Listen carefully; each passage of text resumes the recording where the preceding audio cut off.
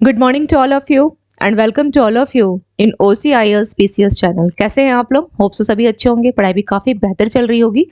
तो आज के हमारे इस करंट डिस्कस सेशन में देख लेते हैं कुछ इंपॉर्टेंट इश्यूज, न्यूज़, मुद्दे क्या क्या हैं। इसके अलावा हम लोग फैक्ट्स देखेंगे एंड एट द एंड हम लोग MCQs पर आएंगे। तो चलिए बढ़ते हैं क्लास पर, देखते हैं आज की क्लास का फर्स्ट इंपॉर्टेंट इश्यूज क्या है।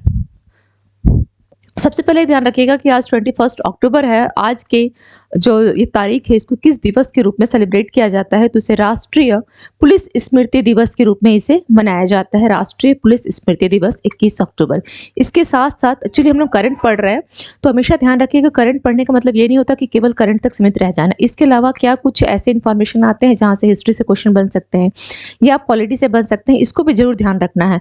तो यह आज की जो तारीख है 21 अक्टूबर, इसको पुलिस जो स्मृति दिवस के रूप में तो सेलिब्रेट किया ही जाता है। इसके अलावा आज की तारीख के दिन ही क्या हुआ था, 1296 में यानी 1296 ईस्वी में अलाउद्दीन खिलजी ने क्या किया था, इसने दिल्ली की गद्दी को संभाला था। ओके, इसने दिल्ली की गद्दी को संभाला था। ये फैक्ट, डेट याद रखने की आवश्यकता नहीं है कि 21 अक्टूबर, बस इसके साथ एक इन्फॉर्मेशन है। चूंकि यह एग्जाम में आपके एग्जाम से क्वेश्चंस भी आता है, तो इसके लिए एक एडिशनल इन्फॉर्मेशन है जो आपको कहीं ना कहीं काम आ जाएगा, कि एग्जाम में ये पूछा जाता है। इसके अलावा क्या है, 1934 में जयप्रकाश नारायण ने क्या किया था, कांग्रेस सोशलिस्ट पार्टी की स्थापना किया था इन्होंने। वेरी वेरी इंपॉर्टेंट है हिस्ट्री के लिए। कांग्रेस सोशलिस्ट पार्टी का गठन कब किया गया? 1934, डेट है 21 अक्टूबर। इसके अलावा और क्या है कि 1951 में भारतीय जनसंघ की स्थापना हुई थी। तो ये तीन आप इसको अगर ध्यान रखते हैं तो आपके लिए बहुत बेनिफिशियल हो जाएगा। करंट भी तैयार हो गया, कुछ और इन्फॉर्मेशन भी मिल गया। चलिए अब बढ़ते हैं आज के और क्या इन्फॉर्मेशन है, क्या न्यूज़ है जो इंपॉर्टेंट है। सबसे पहले देखते हैं, अरुणाचल प्रदेश सरकार ने राज्य के 3 बाघ अभ्यारण्यों में विशेष बाघ सुरक्षा बल यानी स्पेशल टाइगर प्रोटेक्शन फोर्स जो है, इसके गठन को मंजूरी दी है। अब वो 3 कौन कौन से बाघ अभ्यारण्य हैं अरुणाचल प्रदेश के, चलिए उसको देख लेते हैं कौन कौन से हैं वो। सबसे पहला है नामदफा। ओके, नामदफा। उसके बाद है पक्के और कामलंग। यहाँ पे क्या किया जाएगा, एक्चुअली ये 3 जगहों पे, अरुणाचल में 3 जगहों में क्या है, टाइगर रिजर्व है। नामदफा, पक्के और कामलंग। अब ये तीनों किस जिले में है उसको देखना है। तो आपका नामदफा जो है यह आपका है चांगलांग जिले में। बात की जाए अगर पक्के टाइगर रिजर्व की, तो यह आपका पूर्वी कामेंग जिले में है, जिसे हम पाखुई टाइगर रिजर्व भी, यानी जो वहाँ के लोकल टर्म है उसमें पाखुई टाइगर रिजर्व के नाम से भी इसको जाना जाता है। इसके साथ जो कामलंग टाइगर रिजर्व वो कहाँ है, तो यह लोहित जिले में स्थित है, लोहित जिले में। अब बात आती है कि आखिर ये स्पेशल टाइगर जो प्रोटेक्शन फोर्स दिया जा रहा है, क्यों दिया जा रहा है? बाघों के संरक्षण के लिए, है ना। अगर हम किसी को स्पेशल फोर्स स्पेशल प्रोटेक्शन दे रहे हैं तो क्यों दे रहे हैं? उसके संरक्षण के लिए, उसके बचाव के लिए, तो इसको ध्यान रखना है। बात की जाए कि भारत में टोटल कितने बाघ रिजर्व हैं, टाइगर रिजर्व है, तो कितने हैं? 54 है। भारत में टोटल कितने हैं?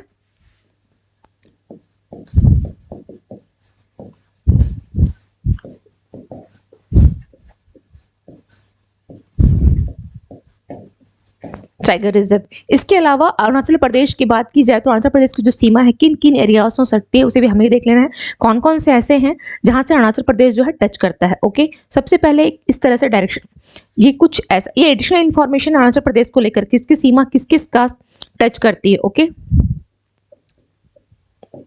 सीमा टच करती है, तो क्या हो जाएगा यह? पश्चिम में भूटान, उत्तर में तिब्बत, म्यांमार पूर्व में है, एंड आपके यहां पर असम हो जाएगा, असम।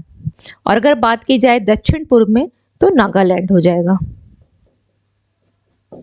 नागालैंड। ओके, ये ध्यान रखिएगा। अरुणाचल प्रदेश की सीमा, चूंकि कुछ क्वेश्चंस कहीं कहीं पर जहाँ पे हमारे जो राज्य हैं इंटरनेशनल बॉर्डर्स के साथ टच करते हैं, उस पे सवाल आपके एग्जाम में आते हैं, तो उसी को ध्यान में रखते हैं। अरुणाचल प्रदेश भी टच करता है किसे? भूटान को और तिब्बत को।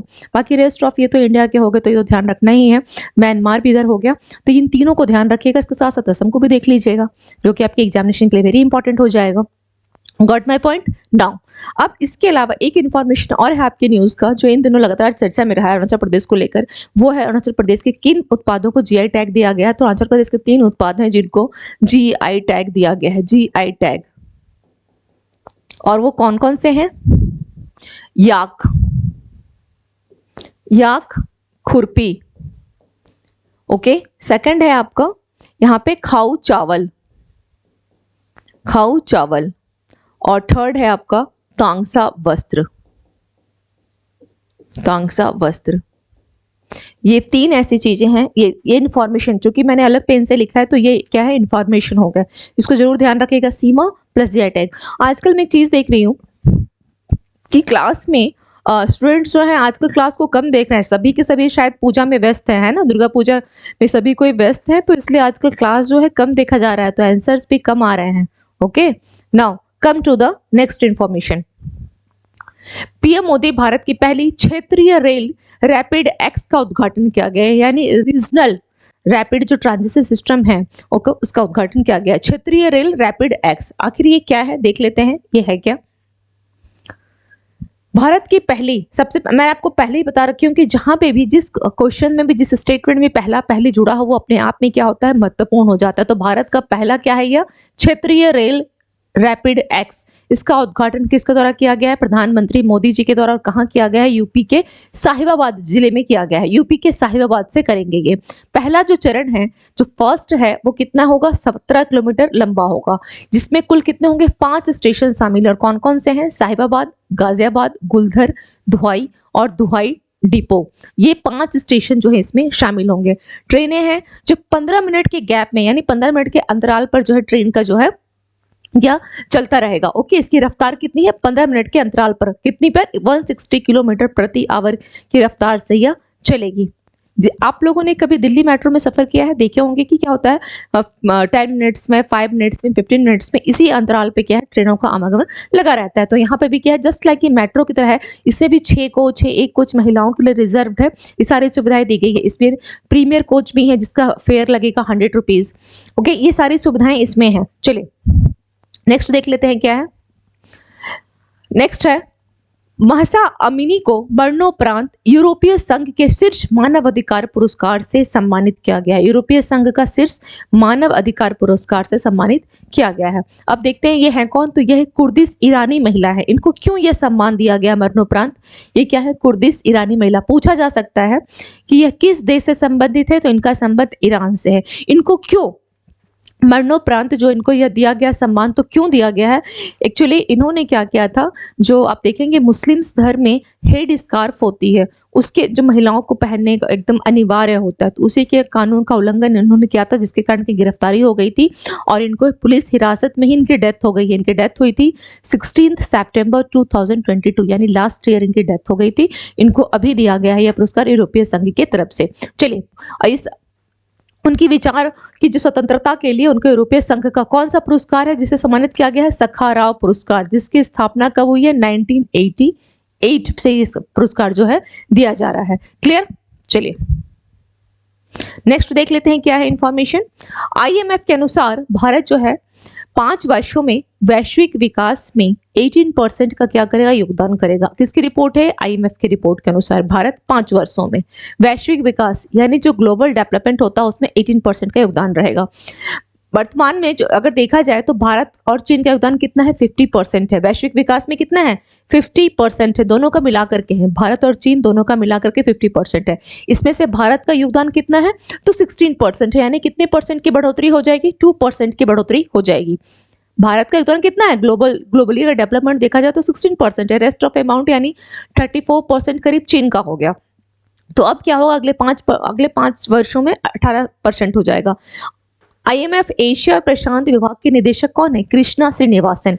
इन्होंने क्या कहा है कि एशिया प्रशांत क्षेत्र की जो अर्थव्यवस्था है, जो इकोनॉमी है, वो 2023 में 4.6 से परसेंट और 2024 में 4.2% यह बढ़ेगी। कितना बढ़ जाएगी, 4.2% बढ़ जाएगी। आईएमएफ द्वारा फाइनेंशियल ईयर 2024 में भारत के विकास अनुमान को संशोधित किया गया था। अभी रिसेंटली संशोधित करके कितना कर दिया गया था, 6.3% कर दिया गया था। अभी रिसेंटली मैंने क्लास में आप लोगों को बताया भी था कि आईएमएफ के अकॉर्डिंग कितना कर दिया गया है, 6.3%। ओके, इसको ध्यान रखिएगा। वर्ल्ड बैंक ने भी कितना बताया है, 6.3%, वर्ल्ड बैंक का भी। और आपकी जो बोला जाए अगर जो वित्त रिपोर्ट है या आपकी आरबीआई की जो रिपोर्ट है उसके अकॉर्डिंग 6.5% बताया गया है। Okay, now come to the next information, देख लेते हैं क्या है। मुख्यमंत्री मक्का मिशन, आखिर ये है क्या, किस राज्य सरकार के द्वारा चलाया गया है मक्का मिशन।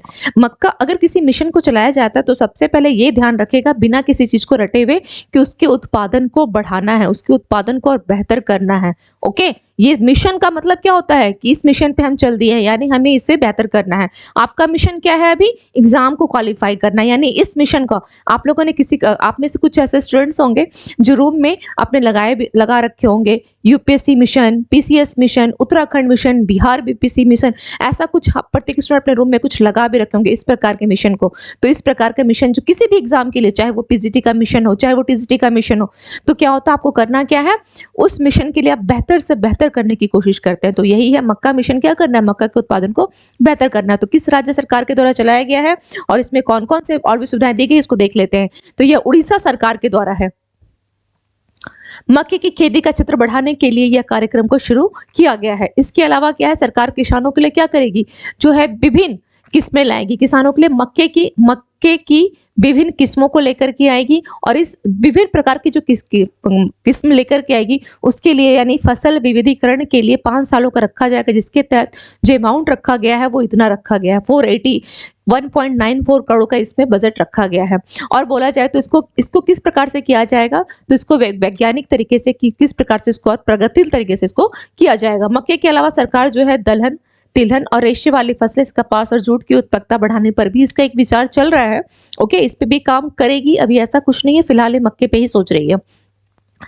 अब इसमें क्या है, अगर बात की जाए कि मक्के के प्रोडक्शन में सबसे अधिक अगर मक्का का प्रोडक्शन होता है तो कहाँ होता है, सबसे अधिक मक्का का प्रोडक्शन कहाँ होता है, तो आपका होता है वो कर्नाटका में सबसे अधिक है मक्का का प्रोडक्शन। ओके, ये ध्यान रखिएगा, सबसे अधिक मक्का का उत्पादन कर्नाटक है।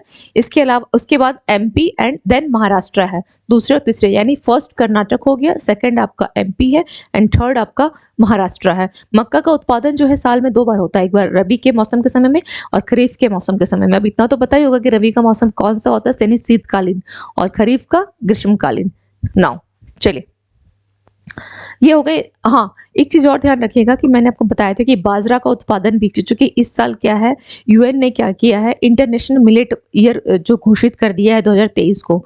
तो बाजरा का प्रोडक्शन में बात की जाए तो सबसे अधिक बाजरा का उत्पादन कहाँ होता है, राजस्थान में होता है, इसको हमेशा ध्यान रखिएगा।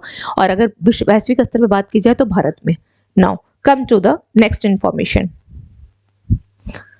संगठित साइबर अपराध का भंडाफोड़ करने के लिए सीबीआई के द्वारा राष्ट्रव्यापी एक ऑपरेशन चलाया गया है जिसका नाम है चक्र 2, यानी इससे पहले चक्र ऑलरेडी 1 चल चुका है, अभी क्या है, चक्र 2 चलाया जा रहा है, यानी उसको और थोड़ा सा चक्र 1 को इम्प्लीमेंट करके चक्र 2 चलाया जा रहा है, उसमें और सुधार करके। चलिए, चक्र 2 पिछले साल के मूल ऑपरेशन जो है क्या है, चक्र 1 की अगली कड़ी है। इसमें सीबीआई ने क्या किया है, उन कॉल सेंटर को नष्ट कर दिया, कॉल सेंटर को जो साइबर अपराध का केंद्र बन गए हैं। ओके, कुछ कॉल सेंटर ऐसे हैं जो केवल साइबर अपराध के लिए ही काम कर रहे हैं, तो उसको इसने नष्ट कर दिया है।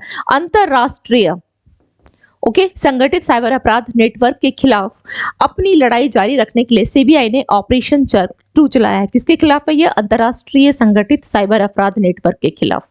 ओके, उद्देश्य क्या है कि भारत में संगठित जो साइबर सक्षम वित्तीय अपराधों के बुनियादी ढांचे का मुकाबला करना और नष्ट करना। यह ऑपरेशन राष्ट्रीय और अंतर्राष्ट्रीय एजेंसियों के सहयोग से चलाया गया है। यह छापेमारी कहाँ कहाँ की गई है, एमपी, यूपी, कर्नाटक, हरियाणा, केरल, तमिलनाडु, पंजाब, बिहार, दिल्ली, पश्चिम बंगाल और हिमाचल प्रदेश सहित कई राज्यों में छापेमारी की जा रही है। मतलब कहने का ये है कि जहाँ जहाँ चक्र 2 का संबंध किससे है, तो साइबर अपराध को नष्ट करने से है। कुल मिलाकर के आपको यहाँ पे एक लाइन यही ध्यान रखना है। ओके, चक्र 2 का संबंध किससे है, साइबर अपराध को नष्ट करने से यह संबंधित है। नाउ, और किसके द्वारा, तो सीबीआई के द्वारा चलाया जा रहा है। Okay, now come to the next information. Bharat France सैन्य उप समिति की 21वीं बैठक कहाँ संपन्न हुई है, नई दिल्ली में। नई दिल्ली में भारत फ्रांस सैन्य उप समिति की, चलिए देख लेते हैं। इस बैठक की सह अध्यक्षता किसने किया है, तो कौन करेंगे, भारत की ओर से एयर वाइस मार्शल कौन है, आशीष वोहरा भारत की ओर से, और फ्रांस की ओर से कौन है, तो यह है जनरल एरिक पैलेटियर ने किया है। इन दोनों के नाम को ध्यान रखिएगा। और भारत के रक्षा मंत्री कौन है, राजनाथ सिंह, इनका नाम भी ध्यान रखिएगा। चलिए, इसके अलावा 12 अक्टूबर को केंद्रीय रक्षा मंत्री राजनाथ सिंह जो है पेरिस में, अभी उन्होंने दौरा किया था, वो पेरिस भी गए हुए थे, तो पेरिस में फ्रांस के सशस्त्र बल मंत्री सेबेस्टियन लेकार्नो के साथ भी उन्होंने बैठक की थी, क्योंकि इनके समकक्ष हैं वो, इनके समकक्ष और पेरिस के रक्षा मंत्री, फ्रांस के रक्षा मंत्री यही हैं। Now come to the next information. Karthikeyan Murali Shastri शतरंज में विश्व के नंबर 1 मैग्नस कार्लसन को हराने वाले तीसरे भारतीय बन गए हैं। तीसरे भारतीय, क्या नाम है उनका? कार्तिकेयन। कार्तिकेयन मुरली तीसरे भारतीय हैं। तो पहले दो कौन है? एक का नाम है हरिकृष्ण। पहले भारतीय कौन है? तो पहले भारतीय हैं हरिकृष्ण। ओके, और दूसरा कौन है? पहले टूर्नामेंट का आयोजन कब से 10 से 20 अक्टूबर तक किया गया था? पहले भारतीय हरिकृष्ण है और दूसरा है विश्वनाथ आनंद के बाद जो कार्तिकेयन है वो तीसरे भारतीय बन गए हैं। इसका आयोजन कब किया गया था? 10 से 20 अक्टूबर तक किया गया था। कहाँ किया गया था? कतर के दोहा में इसका आयोजन किया गया है। ओके, इससे पहले भी इसका एडिशन हुआ था। कब हुआ था? 2014 में। इसको ध्यान रखना है। Now come to the next information. Padmashri पुरस्कार विजेता और आध्यात्मिक नेता बंगारू आदिगलर का 82 वर्ष की आयु में निधन हो गया। और ये बंगारू आदिगलर को किस नाम से जाना जाता था? इनको अम्मा के नाम से जाना जाता था, अम्मा के नाम से। ओके, देख लेते हैं इनके बारे में क्या है। एक्चुअली यह जो गुरु हैं इनको अम्मा के नाम से जाना जाता था और चेन्नई के पास मेलवारू में स्थित मेलवारू विथुर, ओके, यह एक मंदिर है, इनके वास बनकर निधन हो गया। एक्चुअली इन्होंने क्या काम किया था, इनको क्यों पद्मश्री दिया गया? आप जानते हैं कि जहाँ माता की मंदिर होती है, जिसको हम स्पेशली बोला जाता है शक्ति की मंदिर, शक्ति का जो मंदिर होता है उसको हम लोग किस नाम से जाना, तो वो माता का मंदिर होता है। तो वहाँ पे महिलाओं के प्रवेश को, यानी उस मंदिर का जो गर्भगृह है वहाँ पे महिलाओं के प्रवेश को वर्जित कर दिया गया था। तो उसी के खिलाफ इन्होंने क्या किया है, बहुत सारे क्रांतिकारी ऐसे आंदोलन किए हैं जिसपे कई सुधार भी लाए हैं। इवन उन्होंने आदि पराशक्ति सिद्धिपीठम यानी देवी पार्वती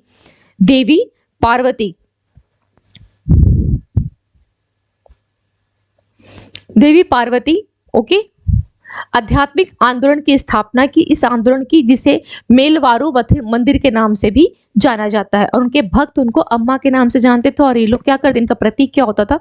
लाल कपड़ा का इस्तेमाल करते थे वो लोग, ठीक है, पूजा के प्रतीक के रूप में लाल कपड़े का ये लोग इस्तेमाल करते थे। Now come to the next information. BIS ने भारत के पहले AC और DC संयुक्त चार्जिंग कनेक्टर मानक को मंजूरी दे दिया है। किसने दे दिया है? भारत मानक ब्यूरो ने क्या किया है? भारत का पहला है ये, चूंकि अगेन इंपॉर्टेंट, AC और DC इन दोनों संयुक्त जो चार्जिंग कनेक्टर को मानक को मंजूरी इन लोगों ने दे दिया है। चलिए देख लेते हैं क्या है ये हल्के इलेक्ट्रिक वाहनों के लिए। किसके है ये? लाइट इलेक्ट्रिक व्हीकल के लिए, लाइट इलेक्ट्रिक वाहनों के लिए दुनिया का पहला संयुक्त AC और DC चार्जिंग कनेक्टर। इस मानक को भारत में डिजाइन और विकसित किया गया है। कहाँ किया गया है? ये इंपॉर्टेंट है, इसको भारत में डिजाइन और विकसित किया गया है। इस राष्ट्रीय मानक को विकसित करने के लिए किस लोगों की सहमति रही है? नीति आयोग, विज्ञान और प्रौद्योगिकी विभाग, ARAI, EV निर्माता और भारतीय मानक ब्यूरो, ये सब एक साथ आए हैं। ओके, मानक एक खुला पारिस्थितिक तंत्र बनाने में मदद करेगा। दुनिया भर में कई EV को तेजी से अपनाया जाएगा। Now come to the next information. Jammu Kashmir सरकार ने अवैध रूप से रह रहे विदेशी लोगों की पहचान के लिए एक उच्च स्तरीय समिति का गठन किया है, पैनल का गठन किया है, जिसमें 6 सदस्य होंगे और इसके अध्यक्ष होंगे। और इसका अध्यक्ष कौन होगा? तो इसका अध्यक्ष किसको बनाया गया है? इसका अध्यक्ष बनाया गया है सबसे पहले हम लोग यहाँ पे ये देख लेते हैं कि इसके अध्यक्ष को बनाया गया है RK गोयल को। ओके, RK गोयल इसके अध्यक्षता करेंगे। 6 सदस्य पैनल होंगे और 6 सदस्य में कौन कौन होगा? वरिष्ठ पुलिस अधीक्षक, CID विशेष शाखा, जम्मू वरिष्ठ पुलिस अधीक्षक, ये सभी जो इसके सदस्य होंगे। इसमें टोटल 6 सदस्य पैनल का गठन जो किया गया है। इसके सचिव का नाम ध्यान रखिएगा कौन है, तो RK गोयल है। फर्स्ट तो ये हो गया। अब बात की जा रही है कि जो विदेशी जो रह रहे हैं जो जम्मू कश्मीर में अवैध रूप से, कौन है? तो रोहिंग्या मुसलमान, आप लोगों ने इनका नाम सुना होगा, जो 1 जनवरी 2011 से जम्मू कश्मीर में अवैध रूप से रहने वाले देशी नागरिकों की पहचान करेगा। और कौन कौन है अवैध रूप से रहने वाले? तो रोहिंग्या मुसलमान, बांग्लादेशी विदेशी नागरिक, कश्मीर में रह रहे आत्मसमर्पण करने वाले आतंकवादियों के परिवारों की पहचान करना। इसको ध्यान रखिएगा, एक क्वेश्चन कभी भी पूछ सकता है कि जम्मू कश्मीर में अवैध रूप से किन लोगों को रोका गया है। तो क्या क्या होगा? रोहिंग्या मुसलमान फर्स्ट, सेकंड है बांग्लादेशी, थर्ड है कश्मीर के जो आतंकवादी हैं जिन्होंने आत्मसमर्पण कर दिया है, तो उनकी भी पहचान करना है। और कब से है? तो 1 जनवरी 2011 से। ओके, ये लोग उसकी पहचान करेंगे जो मतलब अवैध रूप से रह रहे हैं और हर महीने 7 तारीख को रिपोर्ट ये लोग करेंगे। Now come to the next information. अब हम लोग देख लेते हैं आज का रिवीजन क्या क्या इंपॉर्टेंट है। मिस्र गाजा में मानवीय सहायता पहुंचाने के लिए सीमा खोलने पर सहमत हो गया है। कौन? मिस्र। कहां पर? गाजा में। इसराइल और हमास वाला तो मुद्दा आप लोग देख ही रहे हैं, तो वहां पे मिस्र क्या कर रहा है, बोला कि चलो गाजा को मैं क्या करूंगा, सहायता पहुंचाऊंगा। तो इसने क्या कर दिया है, सीमा खोलने पर यह सहमत हो गया है। भारत का पहला तिलापिया पार्वो वायरस कहाँ पाया गया है? यह तमिलनाडु में पाया गया। भारत का पहला कहाँ से आया है? यह मोजाम्बिक से आया था। ठीक है। नेक्स्ट है, आंध्र प्रदेश सरकार 15 नवंबर के आसपास क्या करेगी? पिछड़ा वर्ग जाति जनगणना शुरू करेगी। महाराष्ट्र में प्रमोद महाजन ग्रामीण कौशल्य विकास केंद्र जो है लॉन्च किया जाएगा। और कितने केंद्र लॉन्च किया जाएगा? इसकी संख्या कितनी होगी? 511। 511। और कितने जिलों में किया जाएगा? 34 जिलों में यह किया जाएगा। किसके लिए? यह ग्रामीण युवाओं को कौशल प्रदान करने के लिए। ठीक है। विपणन वर्ष 2024-25 के लिए रबी फसलों के जो न्यूनतम समर्थन मूल्य यानी मिनिमम सपोर्ट प्राइस को केंद्र के द्वारा मंजूरी दे दी गई, जिसके अंतर्गत जो मसूर होता है, मसूर की दाल जो होती है, उसकी प्राइस कितनी निर्धारित की गई है? मसूर की 425 रुपए प्रति क्विंटल। अगर बात की जाए चना की, तो चना की कितनी निर्धारित की गई है? 105 रुपए प्रति क्विंटल। ओके। और अगर बात की जाए जौ की, तो जौ की कितनी है? 115 रुपए प्रति quintal. Okay. Rest of amount जो है, जैसे सरसों और आपका सरसों का कितना है? सरसों की बात की गई तो 200 रुपए प्रति क्विंटल इसकी निर्धारित की गई है। ठीक है, 200 रुपए प्रति quintal. Clear? Now come to the next. राष्ट्रपति द्रौपदी मुर्मू ने पटना में चौथा बिहार कृषि रोड मैप को जो है जारी किया है। इससे पहले कृषि रोड मैप, ये तो चौथा था। अगर बात की जाए पहला कब जारी किया गया था कृषि रोड मैप? 2008 में। दूसरा कृषि रोड मैप कब जारी किया गया? 2012 में। और तीसरा कृषि रोड मैप कब जारी किया गया? 2017 में। ओके।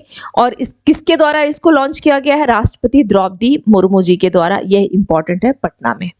ओके, राष्ट्रपति द्रौपदी मुर्मू जी के द्वारा। क्लियर? नाउ एक चीज और ध्यान रखिएगा कि कृषि कर्मण जो पुरस्कार दिया गया है, किसके लिए दिया गया है? चावल, गेहूं और मक्के के लिए कृषि कर्मण पुरस्कार भी बिहार को मिल चुका है। रघुबर दास को उड़ीसा का राज्यपाल नियुक्त किया गया है। ओके। इन्होंने किसका स्थान लिया है? इन्होंने एल गणेशी लाल का स्थान लिया है। एल गणेशी लाल, इन्होंने एल गणेशी लाल का स्थान लिया है। पंजाब सरकार ने राज्य को पूरी तरह से नशा मुक्त बनाने के लिए होप इनिशिएटिव जो है कार्यक्रम की शुरुआत की है। और पंजाब के सीएम कौन है? भगवंत मान। नेक्स्ट है, यूपी सरकार के द्वारा 3 दिवसीय क्या मनाया जा रहा है? श्री अन्न महोत्सव एवं राज्य स्तरीय बाजरा कार्यशाला का आयोजन कहाँ किया गया है? लखनऊ में किया गया। और इसके अंतर्गत क्या किया जाएगा? किसानों को सम्मानित भी किया जाएगा जिन्होंने बाजरा के उत्पादन में अच्छे कार्य किए हैं। इसके अलावा ये क्यों सम्मेलन किया जा रहा है? ताकि बाजरा के उत्पादन को बढ़ाया जा सके। और जहाँ पे ये आयोजित किया जा रहा है ये कार्यशाला, वहाँ पर करीब जो फूड स्टॉल जो लगाए जाते हैं, करीब 40 फूड स्टॉल लगाए गए हैं बाजरा के। मानदंडों के उल्लंघन के लिए आरबीआई के द्वारा किस किस बैंक पर? तो आईसीआईसी बैंक और कोटक महिंद्रा बैंक पर जुर्माना लगाया गया है। सीसीआई ने आईडीएफसी फर्स्ट बैंक के साथ क्या कर दिया है? इसको विलय को मंजूरी दे दी है।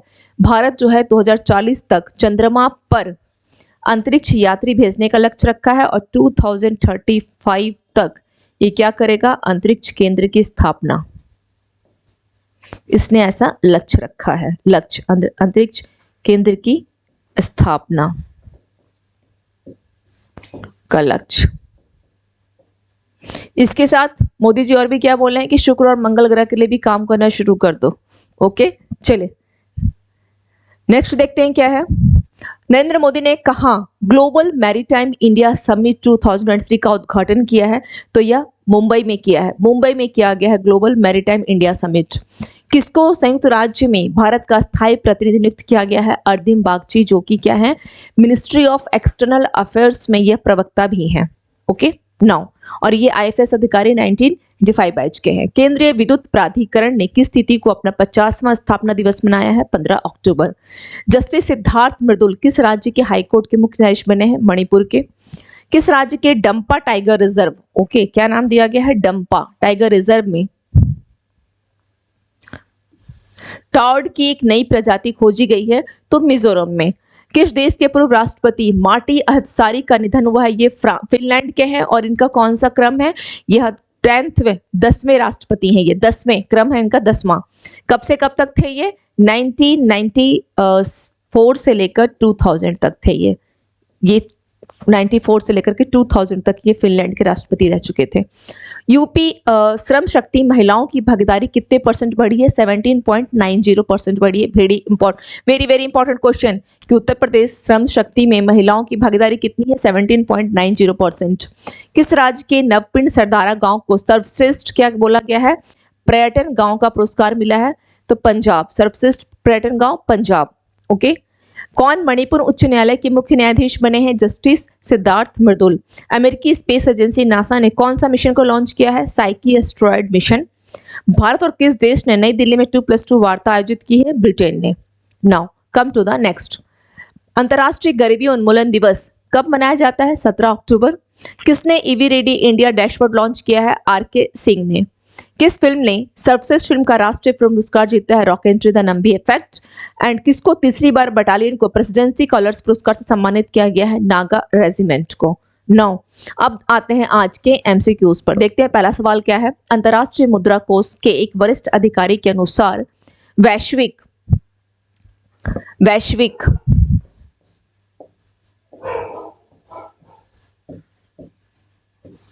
आर्थिक विकास में भारत की हिस्सेदारी 5 वर्षों में %% अंक बढ़ जाएगी। ऑप्शन दिया गया है 2, 4, 6, 8। तो इसका राइट आंसर क्या हो जाएगा? 2% बढ़ जाएगी। Okay, now come to the next. Andhra Pradesh सरकार ने राज्य के डैश के टाइगर रिजर्व में विशेष बाघ सुरक्षा बल के गठन को मंजूरी दी। 4, 5, 6, 3। तो इसका राइट आंसर क्या हो जाएगा? कितने को दी है इसने? 3 को। 3। Okay, now come to the next. Mahsa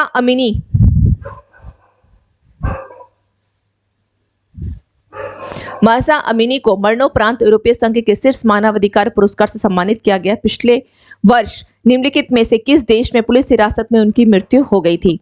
Iraq, Iran, Saudi अरब, पाकिस्तान। तो राइट आंसर क्या हो जाएगा? ईरान में इनकी मृत्यु हुई है। कब हुई है? 16 सितंबर 2022। Okay, now come to the next question. किस एयरलाइन ने 18 अक्टूबर को मुंबई में नई ब्रांड पहचान, लोगो और डिजाइन का अनावरण किया है? IndiGo Airlines, Air India Express, Jet Airways, Spice Jet. तो उसका राइट आंसर क्या हो जाएगा? Option B, Air India Express ने। ओके, नाउ पीएम मोदी ने 20 अक्टूबर को डैश भारत की पहली क्षेत्रीय रेल का उद्घाटन किया। उत्तर प्रदेश, हरियाणा, पंजाब, राजस्थान। तो राइट आंसर क्या हो जाएगा? उत्तर प्रदेश के साहिबाबाद जिले से इसका उद्घाटन किया गया है। Now come to the next. किस राज्य और केंद्र प्रदेश सरकार ने अवैध रूप से रह रहे विदेशी लोगों की पहचान करने के लिए उच्च स्तरीय पैनल का गठन किया है? पश्चिम बंगाल, मणिपुर, मिजोरम, जम्मू और कश्मीर। तो राइट आंसर क्या हो जाएगा? जम्मू और कश्मीर। नेक्स्ट देखते हैं क्या है। उड़ीसा का राज्यपाल किसे नियुक्त किया गया है? इस क्वेश्चन के लिए मैं आप लोगों से एक थोड़ा सा मैं सॉरी बोलना चाहूंगी, क्योंकि क्या हुआ था कल की क्लास में मुझसे बाय मिस्टेक रघुबर दास को क्लिक करना था। ओके, और लेकिन मेरे से एल गणेश लाल पे क्लिक हो गया। और थैंक यू हेमंत कि आपने जब मुझे मैसेज किया तब मेरा ये ध्यान गया। Thank you so much. इस प्रकार से अगर कभी भी कोई मिस्टेक हो जाए, क्योंकि मैं थोड़ा सा कल थोड़ा लास्ट में थोड़ी जल्दीबाजी में एक कॉल आ गई थी, मैं थोड़ा सा जल्दीबाजी में हो थी, तो बाय मिस्टेक मुझसे वो रघुवर दास की जगह एल गणेशी लाल हो गया था, इसलिए इस क्वेश्चन को मैंने आज फिर रिपीट कर दिया है। ओके, उड़ीसा का राज्यपाल किसे नियुक्त किया गया है? रघुवर दास, प्रोफेसर गणेशी लाल, इंद्रसेना रेड्डी नल्लू, आनंदी बेन पटेल। तो इसका राइट आंसर क्या हो जाएगा? रघुबर दास। ओके, ये जो थे इनकी जगह पर, यानी पहले कौन थे? प्रोफेसर गणेशी लाल थे, ये थे पहले पूर्व राज्यपाल। कहाँ के? उड़ीसा के। उड़ीसा के। ओके, अभी किसको बनाया गया है? रघुबर दास को। ये झारखंड के क्या है? पूर्व सीएम रह चुके हैं। झारखंड के पहले गैर आदिवासी मुख्यमंत्री। कब से कब तक थे ये झारखंड के? ये फॉर्मर सीएम। कब से कब तक? 2014 से लेकर 19 तक थे ये। ओके, सीएम थे ये। अब बात आती इंद्रसेना रेड्डी नल्लू, ये कहाँ के? त्रिपुरा के राज्यपाल बनाए गए हैं। त्रिपुरा के गवर्नर हैं ये। एंड आनंदीबेन पटेल ये कहाँ की है? यूपी की गवर्नर है। Okay, now come to the next question. BIS ने हल्के इलेक्ट्रिक वाहनों के लिए भारत के पहले डैश मानक को मंजूरी दी है। ऑप्शन है AC और DC संयुक्त charging connector, AC charging connector, DC charging connector, भारी चार्जिंग कनेक्टर। तो इसका राइट आंसर क्या हो जाएगा? ऑप्शन ए, AC और DC संयुक्त charging connector. Now come to the next information. विश्व ऑस्टियोपोरोसिस दिवस 2023 का विषय क्या है? ऑप्शन है ए, बेहतर हड्डियां बनाएं, हड्डियों के स्वास्थ्य के लिए कदम बढ़ाएं, हड्डियों के स्वास्थ्य के लिए उपाय करें, वह ऑस्टियोपोरोसिस है। तो इसका राइट आंसर क्या हो जाएगा? बेहतर हड्डियां बनाएं। Okay, now come to the next. चलिए, तो आज का सवाल खत्म हो गया। अगर कोई भी डाउट हो तो आप लोग मुझसे या तो कमेंट करके पूछ सकते हैं, कुछ सुझाव देना चाहें तो बिल्कुल दे सकते हैं। मिलते हैं फिर tomorrow morning. Thank you to all of you and have a nice day.